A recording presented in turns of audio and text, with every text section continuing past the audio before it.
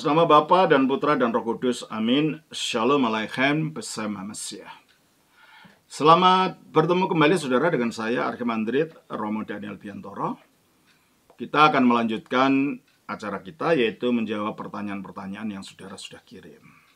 Tapi sebelumnya, bagi saudara yang belum, tolong subscribe dan juga tolong klik like-nya, tolong klik juga lonceng notifikasi, dan share video ini kepada orang sebanyak mungkin. Dan jika saudara merasa terberkati dengan pelayanan ini, dan saudara ingin mendukung pelayanan ini, saudara bisa mengirimkan persembahan di akun bank yang ada di depan itu.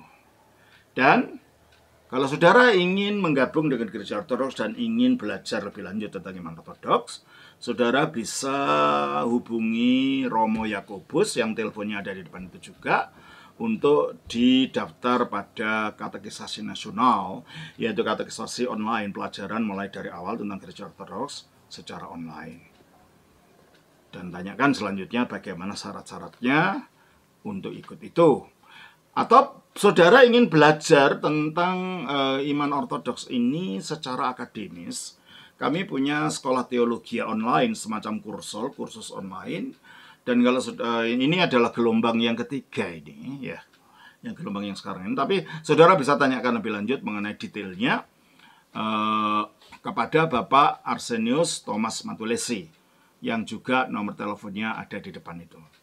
Dan kalau saudara ingin mengunjungi salah satu dari parokia kami atau komunitas Ortodoks yang ada di mana-mana, saudara tunggu di belakang itu, nanti ada alamat-alamat yang memberitahu saudara di mana, barangkali mana yang terdekat dengan saudara, ya, untuk saudara bisa datang. Baik, pertanyaan kali ini masih berasal dari saudara Andre yang sama dari Semarang. Ini pertanyaan yang ketiga. Romo, apa yang dimaksud melakukan kehendak Bapa di surga? Mungkin ayatnya kita lihat Matius 7. Matius 7 ayatnya yang ke-21. Bukan setiap orang yang berseru kepadaku Tuhan, Tuhan, akan masuk ke dalam kerajaan surga, melainkan dia yang melakukan kehendak Bapakku yang di surga. Juga kita baca dari Yohanes pasal yang ke-6 ayat 38. Sebab aku telah turun dari sorga bukan untuk melakukan kehendakku, tetapi aku melakukan kehendak Dia yang telah mengutus aku. Oke. Berarti ada kehendak Bapa di surga dua bagian. Kehendak Bapa di surga yang harus dilakukan Yesus, dan kehendak Bapa di surga yang harus dilakukan oleh orang-orang yang mengaku dirinya pengikut Kristus. Nah, kalau kehendak Bapa yang di surga yang harus dilakukan oleh orang-orang yang mengaku pengikutnya Kristus, di dalam Matius 7 tadi, ya, dikatakan, bukan setiap orang yang berseru kepadaku Tuhan, Tuhan. Menunjukkan seolah-olah dia orang beriman. Menunjukkan seolah-olah dia orang percaya.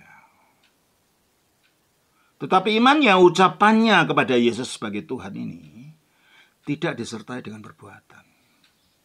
Karena dikatakan, bukan setiap orang yang berseru kepadaku Tuhan, Tuhan akan masuk ke dalam kerajaan surga, melainkan dia yang melakukan kehendak Bapakku yang di surga. Berarti kalau gitu pengakuan secara lisan saja, pengakuan secara intelektual saja, pengakuan secara akademis saja tentang Yesus sebagai Tuhan, itu tidak akan membawa orang masuk ke surga jika dia tidak melakukan kehendak Bapa yang di surga. Nah, kehendak Bapa yang di surga itu apa? Itu dijelaskan pada ayat yang ke-23. Mulai 22, kita lanjutkan ayat 22. Dari Matius 7. Pada hari terakhir, banyak orang akan berseru kepadaku, Tuhan, Tuhan, bukankah kami bernubuat demi namamu, dan mengusir setan demi namamu, dan mengadakan banyak mujizat demi namamu juga? Oke. Secara intelektual dia hebat, mengaku Tuhan, Tuhan. Dan mungkin dia mendapat mujizat melakukan semuanya ini. Tapi ya 2-3, apa yang kurang orang ini? Pada waktu itulah aku akan berterus terang kepada mereka dan berkata, aku tidak pernah mengenal kamu. Enyahlah daripadaku, kamu sekalian pembuat kejahatan. Nah, berarti melakukan kehendak Bapa di surga itu tidak berbuat kejahatan. Tidak melakukan kehendak Bapa di surga itu adalah pembuat kejahatan. Ini iman yang tanpa disertai perbuatan, dan ini tidak menyelamatkan. Yakobus 2 ayat 26. Sebab seperti tubuh tanpa roh adalah mati, demikian jugalah iman tanpa perbuatan-perbuatan adalah mati. Oke. Iman tanpa perbuatan-perbuatan adalah mati. Ayat 24. Jadi kamu lihat bahwa manusia dibenarkan karena perbuatan-perbuatannya dan bukan hanya karena iman. Ya, iman yang mandul ini tadi. Beriman tanpa melaksanakan kehendak Bapa. Itu maksudnya. Melaksanakan kehendak Bapa itu apa? Ya, ajaran-ajaran tentang beriman yang harus disertai kasih. Kita baca di dalam Galatia 6 ayat 5. Pasal 5 ayat 6 kalau begitu. Sebab bagi orang-orang yang ada di dalam Kristus Yesus, hal bersunat atau tidak bersunat tidak mempunyai sesuatu arti. Hanya iman yang bekerja oleh kasih. Iman yang bekerja oleh kasih. Nah, kalau iman bekerja oleh kasih, kasih itu gimana? Kita baca di dalam 1 Korintus pasal 13 ayat 4 sampai 7. Kasih itu sabar. Kasih itu sabar. Kasih itu murah hati. Murah hati. Ia tidak cemburu. Tidak cemburu. Ia tidak memegahkan diri. Tidak memegahkan diri. Dan tidak sombong. Tidak sombong. Ia tidak melakukan yang tidak sopan. Tidak melakukan yang tidak sopan. Dan tidak mencari keuntungan diri sendiri. Tidak mencari keuntungan diri sendiri. Ia tidak pemarah. Tidak pemarah. Dan tidak menyimpan kesalahan orang lain. Tidak menyimpan kesalahan orang lain. Ia tidak bersukacita karena ketidakadilan, tetapi ia bersukacita karena kebenaran. Terus ia menutupi segala sesuatu. Artinya tidak menggosipkan orang, kesalahan orang, aib orang dibongkar-bongkar, bukan itu. Dia menutupi kesalahan orang. Terus percaya segala sesuatu. Percaya pada sesuatu. Mengharapkan segala sesuatu. Sabar menanggung segala sesuatu. Itulah kasih itu, bentuk dari kasih itu. Dan itulah perbuatan yang diharapkan keluar daripada orang yang beriman. Dan itulah melakukan kehendak Bapa itu. Berarti kalau begitu, hal-hal yang bersifat nafsu, bersifat kedagingan, itu harus dipotong. Harus dimatikan. Makanya dikatakan di dalam Kolose pasal 3 ayat 5 sampai ayat 8. Karena itu matikanlah dalam dirimu. Karena itu matikanlah dalam dirimu apa saja? Segala sesuatu yang duniawi. Segala sesuatu yang duniawi. Percabulan. Kenajisan. Hawa nafsu.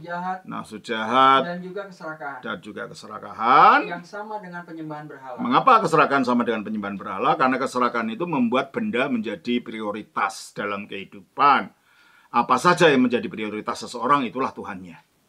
Jadi itu semacam penyembahan berhala. Terus? Semuanya itu mendatangkan murka Allah atas orang-orang durhaka. Nah, semuanya itu mendatangkan murka Allah atas orang durhaka. Terus? Dahulu kamu juga melakukan hal itu karena kamu hidup di dalamnya. Terus? Tetapi sekarang buanglah semuanya ini, yaitu marah, geram, kejahatan, fitnah, dan kata-kata kotor yang keluar dari mulutmu. Jangan lagi kamu saling mendustai, karena kamu telah menanggalkan manusia lama serta kelakuannya dan telah mengenakan manusia yang baru yang terus-menerus diperbarui. Nah, itulah kehendak Bapa itu bagi orang yang percaya. Mematikan hawa nafsu, mematikan semua yang daging dan menyalibkan kehendak daging itu dalam Galatia 5:24. Barang siapa menjadi milik Kristus Yesus, Ia telah menyalibkan daging dengan segala hawa nafsu dan keinginannya.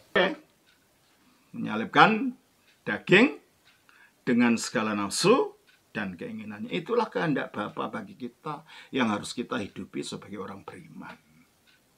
Ketaatan kepada Kristus. Ketaatan pada perintahnya. Ketaatan kepada hukumnya. Nah, mengapa ketaat pada Kristus? Karena Kristus menjadi sumber keselamatan itu. Coba kita baca dari Ibrani pasal 5 ayat 9. Dan sesudah ia mencapai kesempurnaannya, ia menjadi pokok keselamatan yang abadi bagi semua orang yang taat kepadanya. Sesudah dia mencapai kesempurnaannya. Kesempurnaan apa? Kesempurnaan pekerjaan yang harus dia lakukan. Ada pekerjaan yang harus diselesaikan oleh Yesus. Coba kita baca dalam Yohanes pasal 17. Ayatnya yang keempat. Aku telah mempermuliakan engkau di bumi dengan jalan menyelesaikan pekerjaan yang kau berikan kepadaku untuk melakukannya. Itu. Aku telah memuliakan engkau dari bumi dengan jalan menyelesaikan pekerjaan. Artinya dia menggenapi kehendak Bapa yang harus aku selesaikan di atas bumi. Pekerjaannya apa? Ya, dia diutus datang adalah untuk menebus manusia dan menyatakan Allah kepada manusia. Dan penebusan itu terjadi ketika dia disalib, mati, dan bangkit. Oleh karena itu, ketika Yesus disalib, dia mengatakan begini, di dalam Yohanes pasal yang ke-21, 19. Ayatnya yang ke-28 sampai 30. Sesudah itu, karena Yesus tahu bahwa segala sesuatu telah selesai, berkatalah ia, Ya, segala sesuatu telah selesai dalam menjalankan kehendak Bapa itu. Maka berkatalah ia, supaya genaplah yang tertulis dalam kitab suci, aku haus. Di situ ada suatu bekas penuh anggur asam. Maka mereka mencucukkan bunga karang yang telah dicelupkan dalam anggur asam pada sebatang hisop, lalu mengunjukkannya ke mulut Yesus. Sesudah Yesus minum anggur asam itu, berkatalah ia, sudah selesai. Lalu ia menundukkan kepalanya dan menyerahkannya. Inilah pekerjaannya sudah diselesaikan ketika dia mati di atas salib. Dan selesainya itu akhirnya puncaknya dia bangkit, naik ke surga, duduk di sebelah kanan Allah. Coba kita baca di dalam Ibrani pasal yang ke-1, ayatnya yang ke-3. Ia adalah cahaya kemuliaan Allah dan gambar wujud Allah, dan menopang segala yang ada dengan firman-Nya yang penuh kekuasaan. Dan setelah ia selesai apa? Mengadakan penyucian dosa. Kapan itu? Yaitu waktu disalibkan tadi, mati, dikuburkan, bangkit, lalu ia duduk di sebelah kanan yang maha besar, di tempat yang tinggi. Ya, lalu dia naik ke surga, duduk di sebelah kanan Allah. Itulah pekerjaan Bapa yang harus diselesaikan oleh Kristus. Makanya setelah dia selesai dia sempurna dengan semua karyanya yang untuknya dia datang ke dunia menjadi manusia ini, dia menjadi sumber keselamatan itu.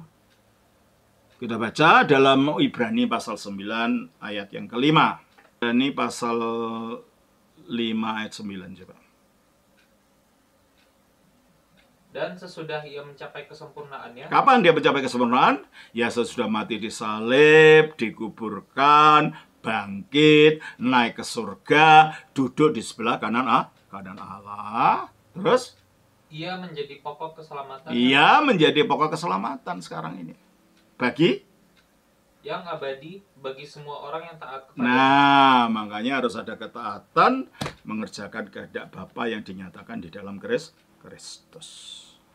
Jadi iman itu bukan hanya intelektual saja, menyungguhkan secara akademis, tetapi iman itu juga menuntut perbuatan, mengalahkan hawa nafsu, mengalahkan manusia lama, ketaatan pada perintah-perintah Kristus. Itulah artinya mengerjakan kehendak Bapa di surga. Terima kasih, Saudara Andre. Kiranya itu menjadi berkat. Shalom. Atas nama Bapa, Putra, Roh Kudus. Amin. Sungguhlah